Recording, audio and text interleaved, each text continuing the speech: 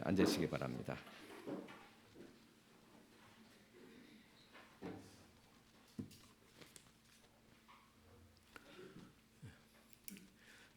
이재옥 지사님 여기 오셨습니까? 아마 위에 계신 것 같네요. 예, 우리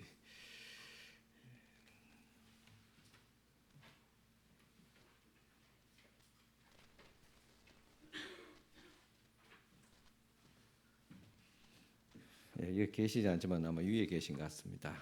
이재옥 지사님 또 서문교회 다니시다가 이쪽으로 이사 오셔서 또 이 교회에 이제 출소하고 등록하게 되었습니다. 또 여기 안 계시면 위에 계시지만 우리 다 같이 박수로 또 환영합니다. 감사합니다.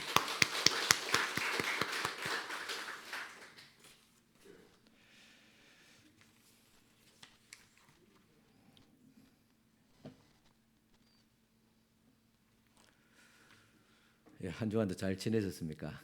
예. 날씨도 굽고 또 어르신들께 오시는데 불편하신데도 이렇게 또 주님 앞에 나와서 또 예배 드릴 수 있게 됨을 또 감사하며 또 환영합니다. 또 여러 곳에서 이렇게 또 방문하신 분들을 또 주의 이름으로 또 환영합니다. 오늘 또 어제 내일하고 아마 연휴라 가지고 또 가족들도 계획도 있어서 또 출타하신 분도 또 계신 것 같습니다. 어디 있든지 또 하나님을 기억하고 주님 앞에 예배한 마음으로 또 지내기를 바랍니다. 여러분 한 주간 또 잘 지내셨습니까? 예, 또 다들 보니까 대답은 이해하지만은 속 사정은 아닌 것 같은 분들이 많습니다. 그 사정들 구구절절 우리가 다 헤아릴 수 없지만은 그럼에도 불구하고 이 시간 주님 앞에 나와서 또 예배 드릴 수 있다는 이 자체가 가장 귀하고 복이 된 줄 믿습니다. 오늘 또 5월은 또 가정의 달입니다. 가정의 달을 맞이해서 또 어르신 배우러 오신 분도 계시고 또 어른을 또 모시고 있고 또 멀리 있지만은 아마 안부도 전하고 그렇게 서로가 감사하며 또 기뻐하는 또 소중히 여기는 그런 또 사랑하는 마음들이 또 있기를 바랍니다. 오늘 또 가족끼리 또 부부끼리 이렇게 와서 또 예배 드리는 모습들이 있습니다. 참 귀하고 아름답습니다. 여러 교회에 따라 큰 교회도 있고 적은 교회도 있고 교육적인 여러 가지 또 환경도 형편도 있겠지만은 최상의 기독교 교육은 누가 뭐라 하더라도 부모와 함께 예배에 와서 함께 예배드리는 것, 이것이 가장 최상의 기독교 교육입니다. 주일 전에 부모와 자녀 또 부부간에 함께서 예배드리는 이것만큼 귀한 것이 없고 또한 기독교 신앙 교육의 가장 핵심적인 중요한 것입니다. 우리 여기 계신 우리 어르신들도 예전에 또 할머니 손에 붙잡혀서 또 예배대 가서 예배 들었습니다. 참 연세 많으신 또 목사님들의 말씀도 들었고 그 말씀이 귀에 들어오지는 않겠지만은 그래도 할머니 손잡고 또 어머니 손잡고 와서 예배했던 그 기억들이 있습니다. 그런 기억과 그런 관계들이 오늘날 우리들을 있게 했다는 사실입니다. 오늘도 여러분들 가정에 또 하나님의 은총과 또 축복이 있기를 바랍니다. 성경에 보면 또 위대한 인물들이 많습니다. 그 중에서 가장 위대한 인물을 들라면 여러분들 누구를 생각하겠습니까? 아브람, 또 모세, 그죠? 또 여호수아. 뭐 예수님은 특별하신 분이고, 예. 그런데 사도 바울이 가장 위대한 사람이다. 그렇게 말한 사람은 그렇게 많지 않습니다. 사실 기독교 역사상 가장 많은 영향력을 끼쳤던 위대한 인물은 사도 바울입니다. 이 사도 바울은 신약 성경 27권 중에서 무려 13권이나 절반 가까이 성경을 썼고 또 기독교 유대교 기독교에서 세계적인 기독교로 전파한 인물이고 지금도 그 이후에도 역시 마찬가지로 그 신앙과 사상은 기독교 교육의 초석이 되고 있습니다. 그래서 우리는 바울을 또 주목하고 바울을 통해 주신 하나님 또 예수님의 말씀에 주목해야 됩니다. 그래서 우리는 지난 해부터 에베소서 말씀을 강론하고 또 지금은 빌립보서 말씀 또 오늘 마무리하도록 하겠습니다. 이 에베소서와 빌립보서는 바울의 신앙, 또 신학의 핵심적인 말씀이고, 이것은 한 에베소서는 그리스도인을 세우는 말씀이고, 또 빌립보서는 교회를 세우는 말씀입니다. 그래서 여러분들이 에베소서와 빌립보서만 확실하게 말씀을 주목하고 묵상하고 그 말씀대로 산다면 신앙생활에 흔들림이 없습니다. 왜냐? 그리스도인으로 바로 서게 되고, 또 그리스도인이 한 교회에 소속되어서 거기서 온전한 바른 신앙생활을 하게 하는 것이 또한 빌립보서 말씀이기 때문에 그렇습니다. 그런데 이 바울이 이런 위대한 일을 또 할 수 있었던 것은 그 측근에 아울라와 브리스길라 같은 믿음의 부부가 있었고 든든한 후원자가 있었으며, 그리고 우리 빌립보서의 말씀에 나오는 디모데와 에바브로 디도 같은 동역자들이 있었기 때문에 가능합니다. 지난주 우리는 디모데에 대해서 살펴보았고, 이어서 오늘은 에바브로 디도에 대해서 살펴보고자 합니다.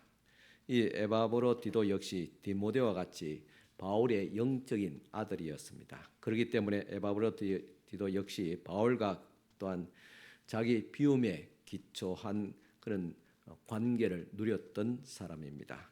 그도 디모데처럼 자신을 비우고 예수 그리스도를 채우며 바울과 함께 서로로 가득 채워진 자가 누리는 그런 관계의 축복을 누렸습니다. 바울은 이 관계를 크게 세 가지로 묘사했습니다. 디모데의 경우와는 그 결이 조금 다른 것을 발견할 수 있습니다. 바울이 이 에바브로 디도에 대해서 무엇이라고 묘사했는지를 살펴보면서 오늘 우리들도 교회와 그리고 주님과의 그런 관계를 누리게 될 것을 기대합니다. 첫째, 바울은 에바브로 디도를 형제라 그렇게 부릅니다. 오늘 말씀 2장 25절 말씀 보면, 그러나 에바브로 디도를 너희에게 보낸 것이 필요한 줄로 생각하노니 그는 나의 형제요 겠습니다. 형제, 사실 이 형제라는 것은 친밀함을 말하고 있습니다. 형제는 어떤 필요에 의해서 맺어진 관계가 아닙니다. 그냥 태어나서 보니까 형제가 되어버린 것, 자매가 되어버린 것입니다. 그래서 이 바울이 이 에바브로를 향해서 형제라 그렇게 말한 것은 저들의 만남이 필요에 의한 어떤 목적을 향한 그런 만남이 아니었습니다. 그냥 만나보니까 형제가 되어버렸다는, 그리스도 안에서 교회 안에서 형제가 되어버렸다는 그런 말입니다. 그러기에 이 형제는 하나님께서 맺어준 관계입니다. 오늘 우리 성도, 우리 보물지혜 공동체에서 여러분들은 형제 자매입니다. 형제 자매라면 하나님께서 그렇게 맺어주셨다는 사실입니다.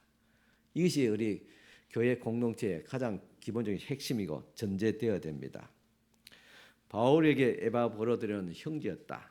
특별히 필요에 의해서 맺은 관계도 조건에 봐서 채용한 그런 관계. 내가 당신을 필요하니까 날 좀 도와주라, 함께 하자, 동료하자, 그런 관계도 아니었습니다. 에바브로는 그 자체로 이미 빌립보 교회의 형제였고 바울의 형제가 되어버렸습니다. 계약에 의한 인간관계는 조건이 맞지 않으면 파괴하고 끝낼 수가 있습니다. 부부간에도 그래요. 서로 맞지 않으면 이혼한 그런 게 다반사잖아요. 그런데 형제는 그럴 수 없습니다. 싫든 좋든 간에 끝까지 나갑니다. 그렇게 태어났기 때문에 그렇습니다. 조금 모자라도 성에 차지 않아도 형제는 형제입니다. 사울을 쳐도 형제고 속을 썩이도 형제입니다. 내 선택과는 상관없이 그저 하나님께서 형제로 우리를 창조하셨기 때문에 그 자체가 형제입니다. 바울과 에바브로 디도의 관계가 그러했습니다. 또한 형제 안에는 어떤 서열도 계급도 없습니다. 형제는 높고 낮음이 없잖아요. 모두가 평등하고 동등합니다. 주어진 직분과 은사에 따라서 다르게 움직일 뿐이지 선한 일을 한다고 종이 아니고 있어 보인다고 해서 왕도 아닙니다. 모두가 다 형제일 뿐인 것입니다. 이 교회 공동체가 그래서 신비롭고 귀한 것입니다. 여기는 보면 사회적으로 다 직분과 직책이 다 다르잖아요. 그렇지만 일단 우리 법물주의 신앙 공동체 안에서 다 형제가 되어버립니다. 이는 높고 낮음이 없습니다. 다 동일합니다. 하나님의 은혜 가운데서. 그것이 교회입니다. 그래서 이 교회는 그런 의미에서 이상적인 하나님의 나라의 모델입니다. 여러분들은 이 교회 안에서 하나님의 나라를 맛보고 있습니다. 누가 천국을 보여달라 하면 우리 자신 있게 말할 수 있어야 됩니다. 우리 법물제일교회가 천국이다 여기가. 왜냐하면 우리는 한 형제이기 때문에. 하나님께서 기획하신 새로운 사회가 바로 이와 같이 형제애로 모여진 그런 신앙 공동체입니다. 여기는 왕도 없고 종도 없습니다. 상사도 없고 부하도 없습니다. 심지어 예수께서도 우리를 형제라 그렇게 불렀습니다. 여러분 요한복음 15장 15절 보면 이제부터는 너희를 종이라 하지 아니하려니 종은 주인이 하는 것을 알지 못함이라. 너희를 친구라 하였노니 내가 내 아버지께 들은 것을 다 너희에게 알게 하였음이라. 또 마태복음 23장 8절에 보면 그러나 너희는 랍비라 칭함을 받지 말라. 너희 선생은 하나요 너희는 다 형제니라 했습니다. 이처럼 예수께서도 제자들 향해서 친구라 이 말은 형제라는 뜻이 가깝습니다. 또 너희는 서로 다 같은 형제다. 이 제자들에게 형제라고 말하면 또한 당신과의 관계도 마찬가지로 형제란 말입니다. 비록 디모데와 에바르디도가 이 세상 사람들의 눈에는 바울의 종처럼 보였습니다. 너무 그렇게 섬기니까 물질로 몸으로 마음으로 또 멀리 이렇게 막 맨날 며칠 걸어서 거의 한 보름 정도 걸어서 이렇게 뭐 로마에서 빌립보로 가라니까 그렇게 걸어서 갔습니다. 이런 모습 볼 때 너는 뭐 바울의 봉이가 바울의 뭐 종이가 시다바리가 그렇게 주위에서 이야기할 수도 있었습니다. 그렇지만 그것은 외부에서 보는 시각이 결코 그렇지 않았습니다. 형제입니다. 바울도 너는 나의 형제다. 세상은 연봉에 많은 또 맡은 일의 중요성을 따라서 높고 낮음을 결정합니다. 그래서 바울이 주인이고 에바브로디도가 종처럼 보여질 수도 있습니다. 그러나 교회에서는 그렇지 않습니다. 이 에바브로디도가 바울의 종처럼 일했던 것은 그렇게 하는 것이 하나님의 나라와 교회의 덕이 되리라는 것을 믿었기 때문에 또 바울을 사랑했기 때문에 그랬습니다. 바울과 이 에바브로디도는 서로 형제로 동등과 평등으로 여겨졌습니다. 또 형제는 모든 것을 나누는 관계입니다. 좋은 것도 나누고 슬픔도 나눕니다. 기쁨도 나눕니다. 형제됨을 인하여 우리는 따뜻함을 느끼게 되고 형제됨을 인하여서 우리는 세상과 교회가 다르다는 것을 경험하게 됩니다. 형제는 상급도 영광도 함께 공유합니다. 오늘 여기 우리 법물제에도 여러분들 모여서 이런 그리스도 안에서 따뜻함을 누릴 수 있기를 바랍니다. 뭐 교회가 크면 사람이 많으면 뭐 풍성하고 뭔가 된 같이 느껴질 수 있겠지요. 그렇지만 그 속에서 어떤 따뜻함을 느끼기는 참 어렵습니다. 그래서 적은 교회면 적은 교회들의 강점이 있습니다. 우리는 형제요 따뜻함을 누릴 수 있습니다. 그래서 예배 마치고 밥도 따뜻하게 같이 나누시고 또 밥 나눈 뒤에 디저트로 또 커피도 그죠 차도 그죠 나눌 수 있길 바랍니다. 우리 교회가 저기 푸른 초장 얼마나 시설이 잘 되어 있습니까? 마치 막 카페와 같습니다. 분위기 좋잖아요. 밥만 먹고 가지 마시고 밥 먹으면 커피도 한 잔 이렇게 같이 있게 나누시고 좋은 커피도 내려달라고 하면 내려줍니다. 그렇게 공간에서 누구든지 또 모든 성교에서 같이 좋은 공간을 또 누리면서 그런 형제의 따뜻함을 같이 함께 나눌 수 있기 바랍니다. 그것이 교회입니다. 그것이 형제된 우리의 모습입니다. 형제는 이와 같이 기쁨도 슬픔도 즐거움도 상급도 영광도 함께 누리게 됩니다. 너의 열매가 나의 열매가 아니라 그저 우리의 열매입니다. 너의 문제, 나의 문제가 이렇게 구분되는 것이 아니라 모두가 우리의 문제입니다. 너의 고통과 나의 고통이 이렇게 나눠진 것이 아니라 바로 우리의 고통입니다. 너의 성공과 나의 성공이 아니라 우리의 성공입니다. 너의 사역과 나의 사역이 아니라 그저 우리는 우리의 사역입니다. 형제는 너와 나의 경쟁 관계 아닌 우리로 관계로 묶게 됩니다. 자기 비움의 공동체는 자신을 비우고 하나님으로 채워진 형제 공동체가 됩니다. 여기는 종도 없고 주인도 없습니다. 그저 우리가 있을 뿐입니다. 이것이 바로 자기 비움에 기초한 진정한 교회의 모습입니다. 교회는 모두가 한 부모를 모신 형제 공동체입니다.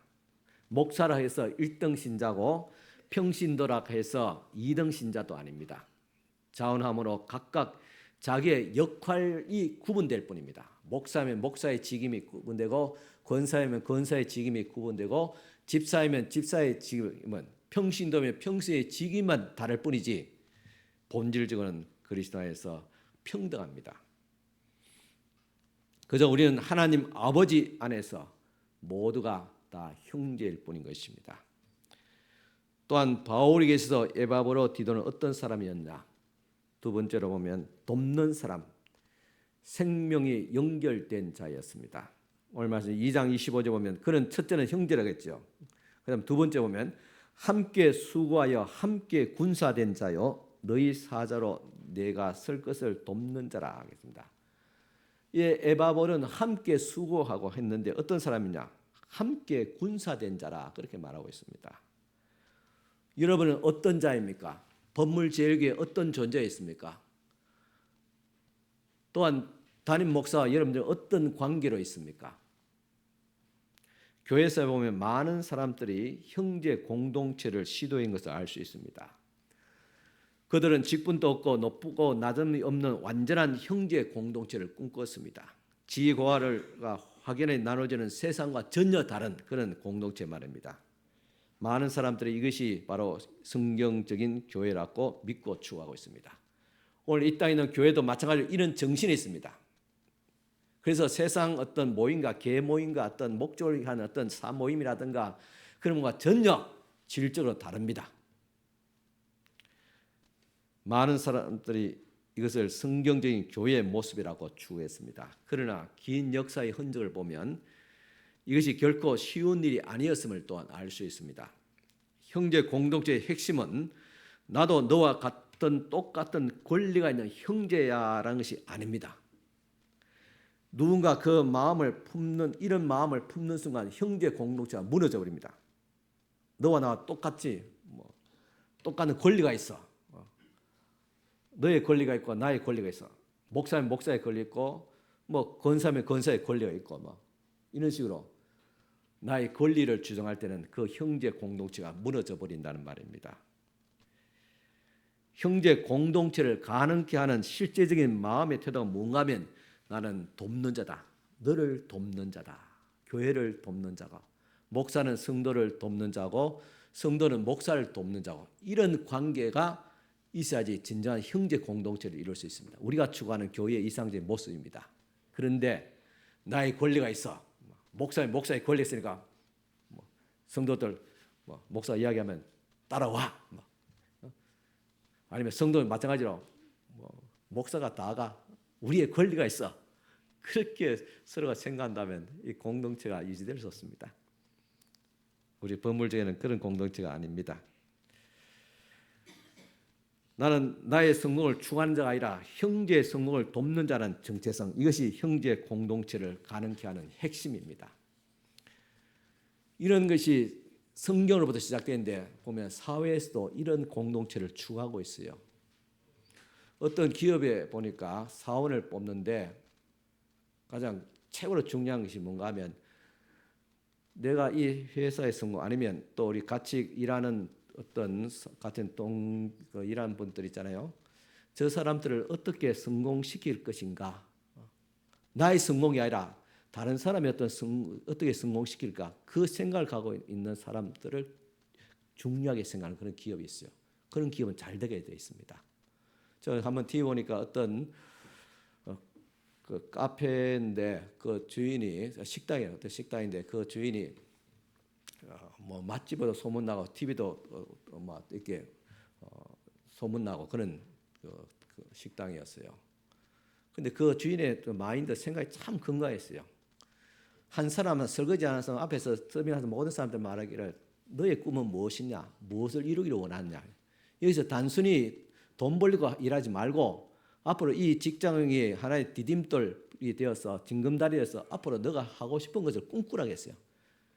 그것이 내가 더 공부를 더 하고 싶다면 대학원 할 수 있도록 그 주인이 시간적으로 배려해주고, 아니면 내가 또 다른 어떤 업종을 하고 싶다면 그걸 할 수 있도록 도와주고 그래. 그런 사람들 모인 그런 식당이 있더라고요. 진짜 귀한 그런 식당. 그런 식당 잘 되게 돼 있어요. 그렇습니다. 우리는 서로가 돕는 사람이고 서로가 서로의 성공을 위해서 돕는 사람이 되어야 됩니다. 내가 주인공이 아니라 형제가 주인공이 되는 그런 게 돼야지 성공할 수 있습니다. 예를 들어서 성도가 목사를 향해서 만민이 하나님 앞에 똑같은 제사장인데 나나 목사나 무슨 관계가 있느냐, 그렇게 생각하는 순간 형제 공동체는 무너져 버립니다. 반대로 목사가 집사를 향해서 나는 목사이고 당신은 집사니까 라는 마음을 품을 때도 마찬가지로 형제 공동체가 무너져 버립니다. 형제 공동체의 핵심은 나는 당신을 돕는 자란 태도입니다. 목사는 성도를 돕는 자입니다. 성도는 목사를 돕는 자입니다. 서로를 향해서 형제 공동체를 세우는 열쇠가 바로 돕는 마음입니다. 여러분 어떤 사람입니까? 형제를 돕는 사람입니까? 그렇지 않다면 바로 여러분들이 이 법물제일교회라는 이상적인 추구하는 이 형제 공동체, 법물주의 신앙 공동체를 무너뜨린 자입니다. 바로 여러분 때문에 형제 공동체, 신앙 공동체가 되지 못하고 세속적인 공동체가 다를 바 없이 변질되게 된다는 사실입니다. 어떤 분은 목사의 어떤 지위와 권위에 대해서 불만을 가진 분들도 있습니다. 만인 제사장주의라는 이야기를 하면서 목사나 성도나 똑같이 하나님 앞에 동등한 자이지 목사라고 해서 더 높고 또 평신도라 해서 더 낮은 계급이 아니라고 소리를 높입니다. 물론 이 주장은 신학적으로 옳습니다. 저도 동의합니다. 그런데 문제는 마음의 자세입니다. 그 완전히 평등한 형제 공동체를 어떻게 이루어 갈 것인가? 목사나 성도나 똑같은 권리와 권위가 있어 그렇게 주장하는 순간 그 형제 공동체는 무너져 버립니다. 물론 목사도 마찬가지입니다. 목사가 목사를 위계 질서의 꼭대기 위에 둘 때, 그런 자로 인식할 때, 그리고 그래서 권위와 권리를 주장하는 순간 그 형제 공동체는 무너지게 됩니다. 그렇습니다. 형제 공동체의 핵심은 돕는 자세입니다. 돕는 영성. 나는 우리 목사님의 목회 성공을 위해서 존재하며 돕는 자란 그런 의식. 또 나는 우리 성도들의 인생을 성공시키기 위해서 존재하는 자고 돕는 자라는 이런 목사의 의식. 이렇게 서로를 향해서 돕는 영성을 가질 때 비로소 이상적인 형제 공동체가 이루어지게 됩니다. 우리는 이렇게 만들 수 있습니다. 할 수 있고 해야 됩니다. 형제 공동체의 특징은 모두가 돕는 자의 정체성을 가지게 됩니다. 서로를 성공시키기 위해서 나의 성공이라 너의 성공을 위해서 그렇게 존재한다고 그렇게 고백합니다. 에바브로 디도 이는 기꺼이 평소에 바울의 목회 성공을 위해서 살기로 자원했습니다. 얼마나 열심히 특심한지 바울을 위해서 목숨까지 내놓고 작정했습니다. 심지어 이 에바브로디오가 바울 사를 위해서 돕는 가운데서 자신을 돌보지 않아서 진짜 죽을 병까지 걸렸습니다. 그래서 빌립보 교인들이 다 걱정했습니다. 바울 역시 또한 그의 사랑하는 디모데와 에바브로 같은 또 빌립보 교회 같은 제자들을 돕는 자였습니다. 에바브로나 디모데만 그렇게 한 것이 아닙니다. 바울 역시 마찬가지였습니다. 바울의 인생의 목표는 제자들의 삶을 성공시키는 것입니다. 빌립보서 2장 17절 보면 만일 너희 믿음과 재물과 섬김 위에 내가 나를 전제로 드릴지라도 나는 기뻐하고 너희 무리와 함께 기뻐하리라. 내가 빌립보 교회를 위해서 또 디모데와 에바브로디오 같은 그런 영적인 자녀를 위해서 내가 마지막 재물같이 나를 희생할지라도 나는 그것을 기뻐한다 그랬습니다.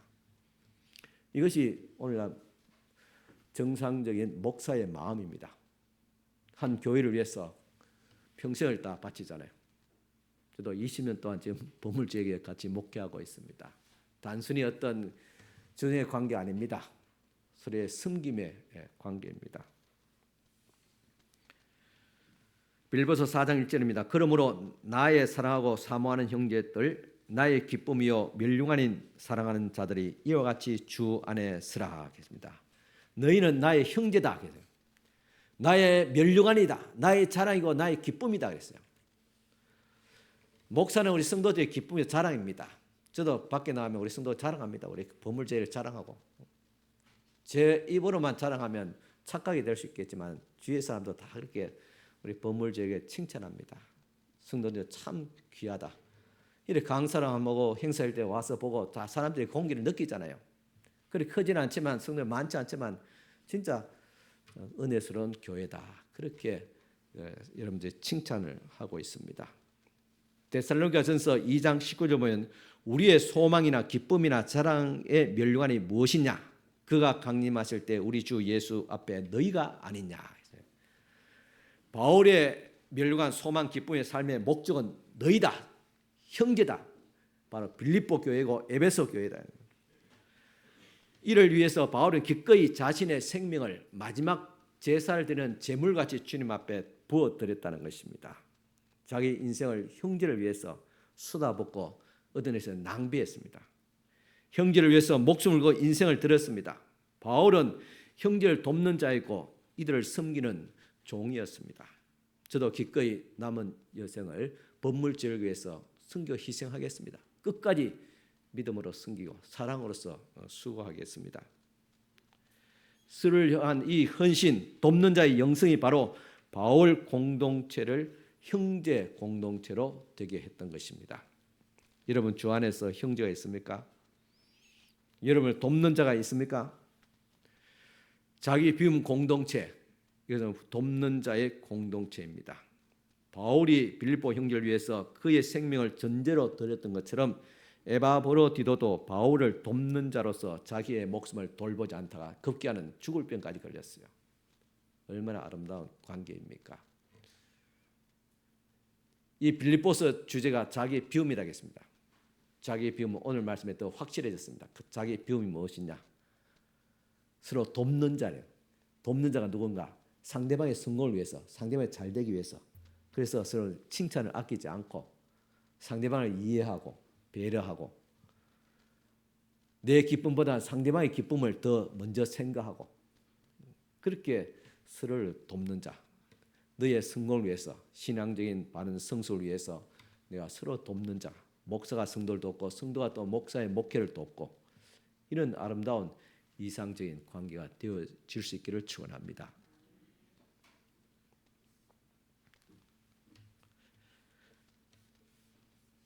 빌립보서 2장 30절 말씀 보면 그가 그리스도의 일을 위하여 죽기에 이르러도 자기의 목숨을 돌보지 아니한 것은 나를 섬기는 너희의 일에 부족함을 채우려 함이니라 하겠습니다. 이 에바브로다가 얼마나 귀합니까? 바울을 섬기는데 자기의 목숨도 돌보지 않는다. 그래서 죽을 병이 걸렸다. 이것은 무엇이냐? 빌립보 교회가 바울을 돕고 싶지만 그 이상 멀리 떨어져 있잖아요. 그래서 직접 돕지 못하면 에바브로디도가 빌립보 교인들을 대신해서 바울을 섬겼다는 거예요.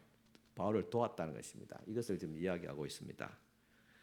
바울이 그의 삶을 제자들을 위해서 전제로 부었듯이 이 에바브로디도도 역시 바울을 섬기는 일에 목숨을 돌보지 않았습니다. 생명과 생명이 연결되어 있는 관계, 이것이 바로 바울이 만들어내는 공동체의 아름다움이고 오늘 우리 법물제일교회가 추구해야 될 신앙 공동체의 모습입니다.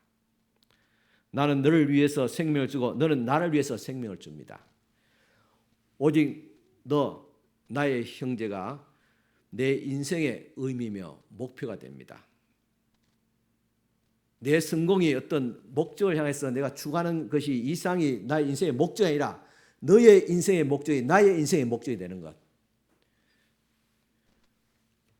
물론 궁극적으로 우리 예수님이 우리 인생의 목표자 삶의 의미입니다. 하지만은 예수가 삶의 목표라고 하는 말의 구체적인 의미는 예수 안에 있는 예수 그리스도의 피로 값주고 산 우리 성도들을 형제로 여기고 형제를 위해서 돕는 자로 살아가는 것. 이것이 바로 주님께서 말씀하신 예수 그리스도를 인생의 목표로 삼는 구체적인 삶의 자세입니다. 이것이 하느님을 향한 믿음과 형제를 향한 사랑이 연결되어 있는 살아있는 참된 신앙입니다.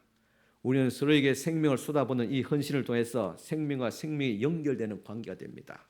이것이 바로 형제 공동체로서의 교회의 본질입니다. 마지막으로 바울은 이 에바브로디도와 함께 수고한 동력자이며 함께 군사된 전우다 그렇게 말하고 있습니다.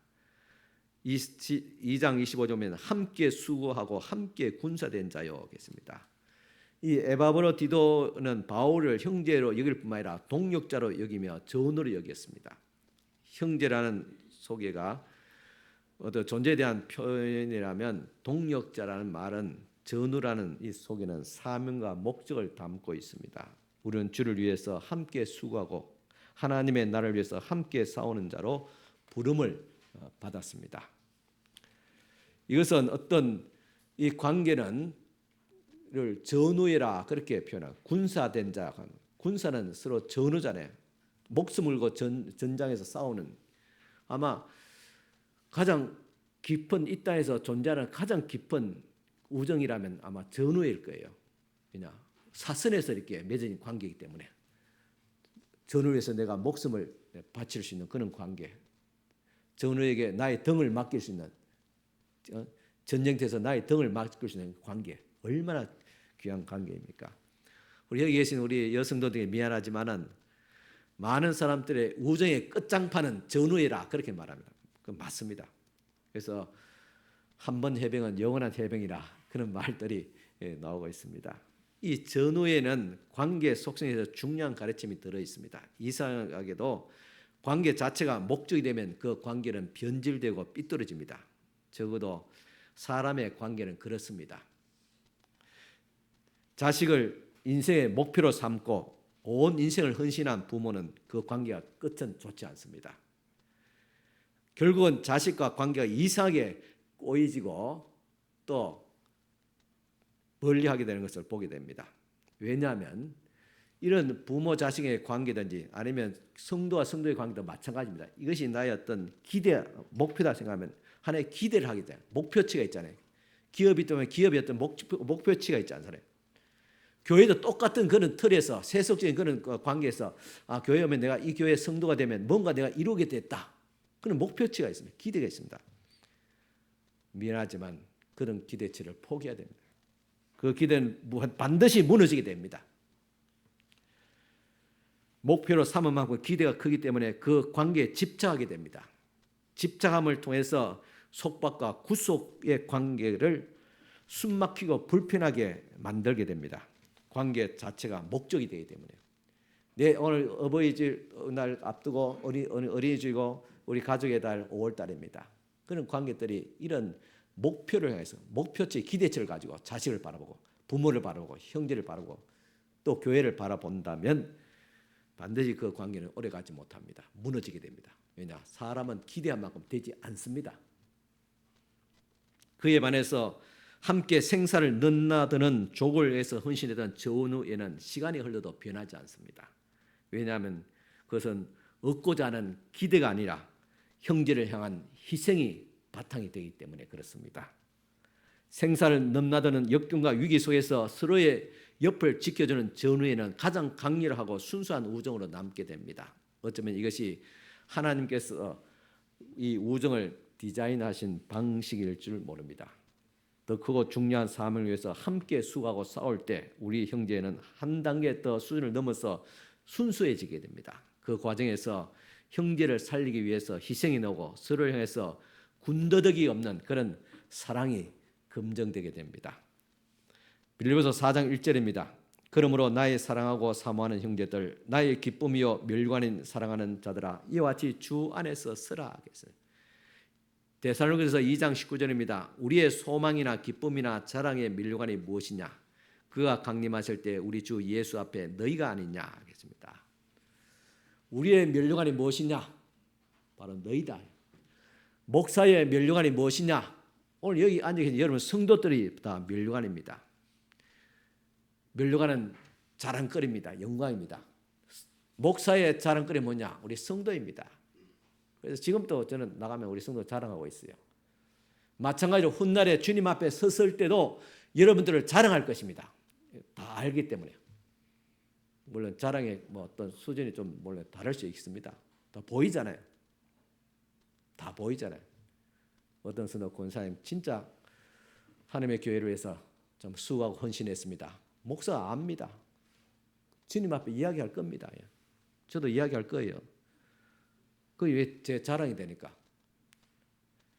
그러나 소위 대형교회 목사는 그 많은 성도들 가운데 묻혀진 성도들을 어떻게 자랑할 수 있겠어요? 그리스도 안에서 이루어진 이 형제는 주를 위해서 수고하고 헌신한 속에서 만들어진 전우입니다. 형제에게 나의 등을 맡길 수 있는 이런 신뢰감, 우정, 그 전쟁소에서 꽃피어나게 됩니다. 그래서 진정한 교회 공동체, 신앙 공동체를 만드는 핵심이 서로 돕는 자라겠죠. 그것은 벌써 존재적인 모습이죠. 그렇게 되어버리면 돕는 자가 당연한 겁니다. 그리고 거기에서 사역이 들어갑니다. 그것은 전우입니다. 주를 위해서는 수고하잖아요. 다 수고하잖아요. 오늘 또 우리 리바 선교에서 전심 준비 수고해서 준비했잖아요. 그죠? 첫 주 맞지요? 준비해놨지요? 메뉴 뭡니까? 시락국입니까? 된장찌개. 아주 수고하시죠. 이렇게 전심마다 또 우리 수고하시고 또 우리 찬양대 또 뭐 몇 분 안 되지만은 뭐 지휘자 없는 가운데서 또 열심히 하잖아요. 우리 한 박수 한번 칩시다. 또 우리 재정부 진짜 고생 많이 합니다. 예, 마치면 여러분 집에 돌아가지만은 어떤 데는 뭐 저녁까지 있을 때 있어요. 진짜 수고합니다. 우리 박수 한번 쳐요. 예, 아마 예배 시간에 왜 박수 치냐? 하나님도 이해하실 거예요. 자랑이잖아요. 지금 자랑하면 안 됩니까? 주님께 기쁘게 받으십니다.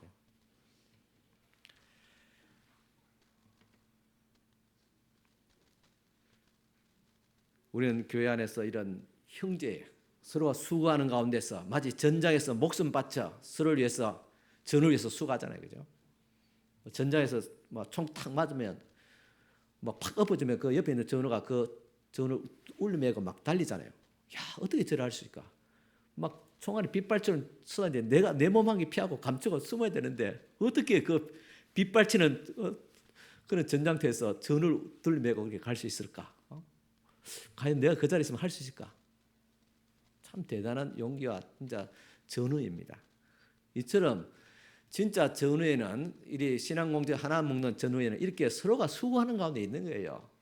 그래서 여러분 일하면서 불평하지 마시고 이렇게 고생하면 이런 가운데서 서로가 이 전우회가 사역의 전우회가 일어나는구나 생각이 됩니다. 교회 안에서 형제 자매의 관계 비결은 바로 이 전우회입니다. 심지어 부부의 관계도 전우회입니다. 부부가 하나 되기 위해서 서로 바라보고 기대만 하면 어떨까요? 목표치를 바라고 남편은 이렇게 내 목표치를 해줘야 되고 부인은 이런 목표치에서 밥 잘해주고 삼시세끼 다 잘해줘야 되고 이런 식으로 딱 기대한다면 어떻게 해요? 분명히 실망하게 됩니다. 그러면 미워하게 됩니다. 그러면 나중에 싸움밖에 일어나지 않습니다. 서로를 바라보아도 타락한 아담과 하와밖에 볼 거 없잖아요. 목사 성도의 관계도 서로 바라보면 실망할 것밖에 없습니다. 성도는 우리 목사님 한 20년 동안 건물에서 말씀 듣고 했으니까 뭐 알건 말건 기대할 것도 없고 뭐 그렇게 또 딴 생각을 또 품을 수도 있습니다. 목사이신 마찬가지입니다. 저 성도들과 언제까지 함께 목회해야 되지? 언제 목사를 돕는 그런 성도가 될 수 있을까? 기대했다가는 실망이 더 큽니다. 바로 이런 식입니다. 우리는 선한 것이 없습니다. 서로를 바라보며 실망하고 더 선함을 느끼고 더 불평하고 짜증날 뿐입니다. 그러나 함께하는 곳 예수 그리스도를 함께 바라볼 때 예수 그리스도를 함께 바라보면서 그분의 영광, 그분의 사역을 위해서 우리가 함께 수고하고 함께 고생하고 할 때 그 가운데서 전우회가 신앙적 동지애가 싹트게 됩니다. 아, 저렇게 연약하지만은 다시 일어나서 주를 위해서 걷고 있네. 참 귀하다. 감격이 되고 서로를 귀하게 여깁니다. 나도 주를 향해서 걸어봤기 때문에 그것이 얼마나 귀한지 압니다. 우리 성도들도 이 한 주간 뭐 여러분 안녕하셨습니까 묻지만은 그러나 속은 대부분 안녕하지 못해요. 보면 압니다. 기도 제목을 가지고 있기 때문에. 그래도 주님 앞에 예배 때에 나와서 예배하는 모습을 볼 때 참 귀하다 그렇게 여겨집니다. 기억하십시오. 부부는 서로를 바라보는 것이 아닙니다. 부부는 예수 그리스도와 그분의 나라를 위해서 함께 한 목표를 위해서 예수를 바라보고 함께 수고하고 함께 싸우는 것입니다. 여기에 부부의 사랑과 또한 평화가 있게 됩니다. 부모 자식 관계는 서로 바라보는 관계 아닙니다. 부모와 자식은 예수 그리스도와 그분의 나라를 위해서 함께 수고하고 싸우는 관계입니다. 여기에 가정의 평화가 있습니다. 교회도 마찬가지입니다. 교회는 명확한 사명을 가지고 선한 싸움을 싸우는 곳입니다. 이 선한 싸움을 위해서 함께 수고하고 군사될 때 우리는 서로를 향해서 긍휼과 사랑과 감동과 위로를 받게 됩니다. 이 형제가 이 자매가 얼마나 소중한 동료인지를 알게 됩니다. 바울은 에바브로디도와 함께 주를 위해서 수고하면서 그를 소중함을 깨닫고 누렸던 사람입니다. 결론적으로 하나님의 나라에는 영웅이 따로 있습니다. 보면 오늘 말씀 보면 2장 29절 이러므로 너희가 주 안에서 모든 기쁨으로 그를 영접하고 이와 같은 자들을 존귀히 여기라 그랬습니다. 이 에바브로디도 같이 교회를 위해서 돕는 자로서 또 함께 수고하며 애쓰는 자 이런 자를 귀히 여기라 그랬습니다. 교회에서 존귀 여김을 받아야 할 사람이 누구일까요? 그것은 세상적으로 어떤 높은 사람, 영향력을 가진 사람이 아닙니다. 오히려 이 디모데와 에바브로디도처럼 자신이 부인된 자들, 자기를 비워서 종같이 된 사람들, 형제와 교회를 돕기 위해서 또한 교회를 세우기 위해서 바울의 목회를 돕기 위해서 자기 인생을 희생한 사람들, 이들이 바로 하나님의 나라의 영웅들입니다. 세상에서는 이를 모를 수도 있습니다.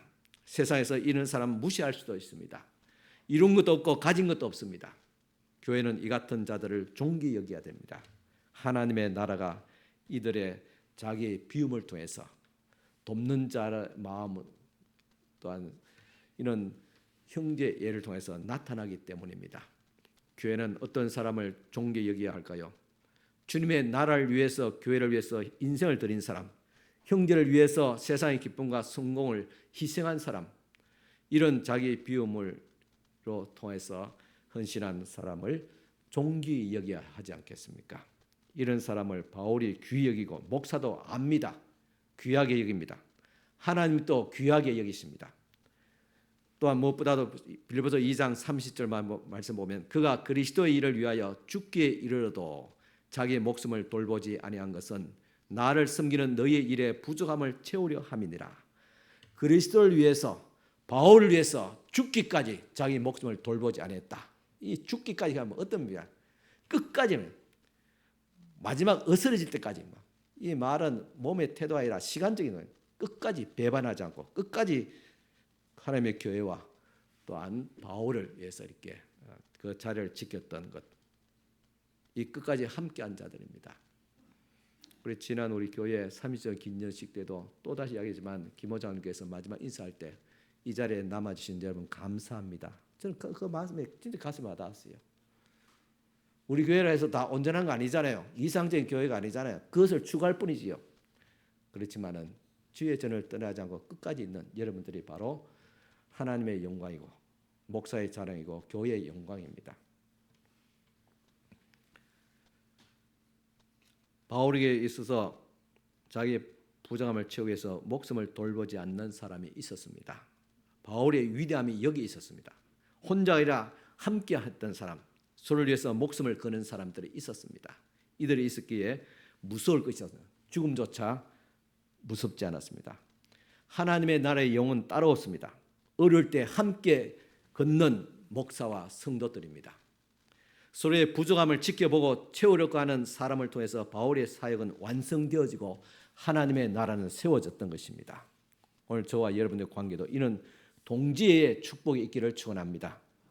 그것도 하나님 앞에서 그리고 공동체 앞에서 자기의 비움을 통해서 오게 됩니다. 자기의 비움은 서로를 위해서 돕는 자입니다. 서로의 성공을 위해서 돕고 또한 하나님이 주신 이 법물주의를 통해 주신 사역을 통해서 함께 고생하고 함께 수고함을 통해서 전우애가 신앙적인 동지애가 그래 형성됩니다.